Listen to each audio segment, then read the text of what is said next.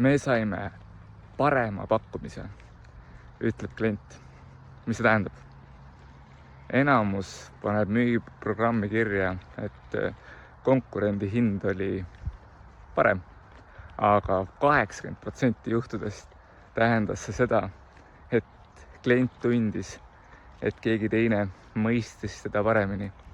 Klient tundis, et keegi teine, ma ei tea, oli ausam, et suudab tema probleemi paremini lahendada. See on kombo.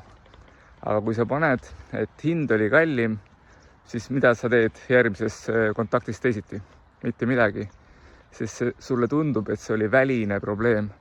Aga tegelikult saad võib-olla ka sina midagi teha. Et mina kasutaks võimalikult vähe hind kallis loobumise põhjust. Sest mis sa teed? Hakkad allahindlusi tegema või?